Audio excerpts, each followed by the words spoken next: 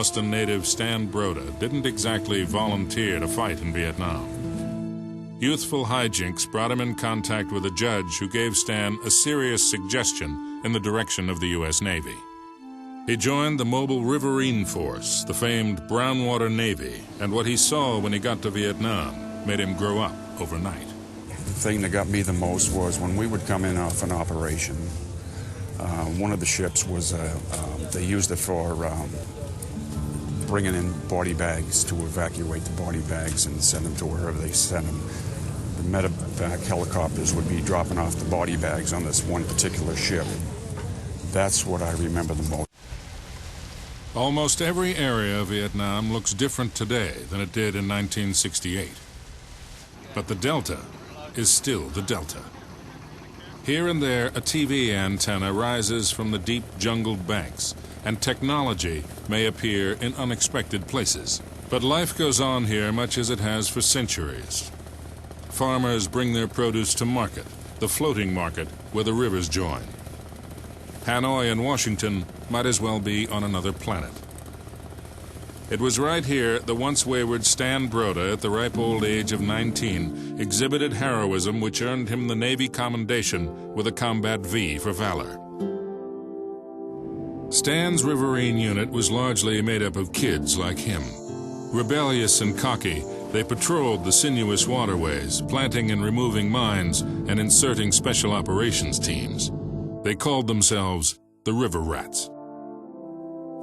We went up and down the little tributaries in the Mekong Delta, and when they looked down at us, we always had helicopters flying cover for us, and we probably looked like little rats running up and down the river. We probably got the name River Rats from the helicopter pilots involved in an operation that was probably one of the biggest operations ever held in the Mekong Delta.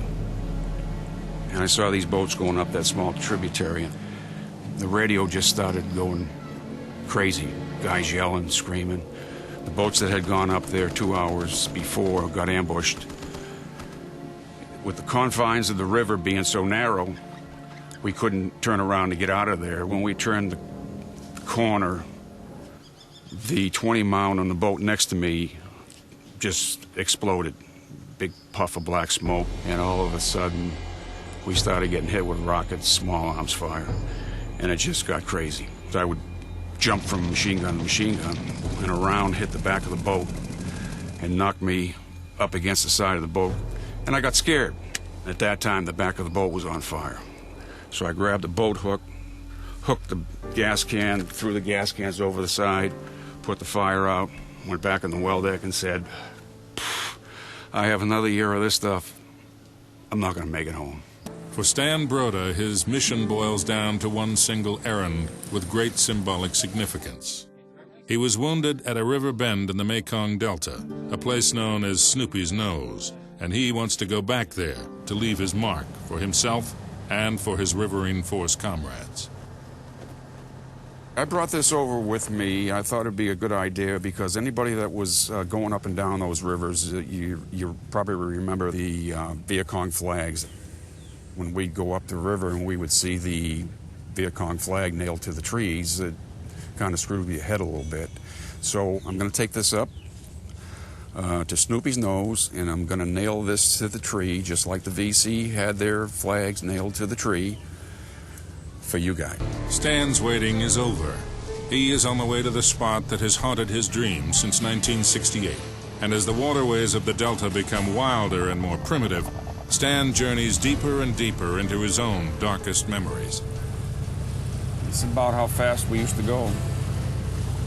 Sitting ducks out here, you know? And all of a sudden you hear whoosh, whoosh, a rocket go over your head. Look at that guy in there. See him? In the bush there? See him? Yeah.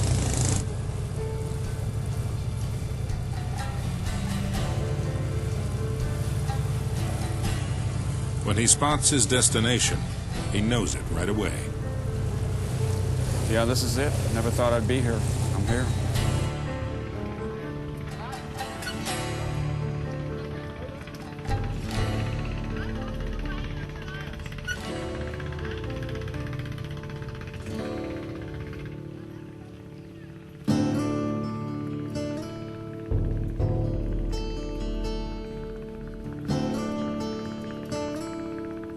Finally, he is there. And he is ready to leave his mark.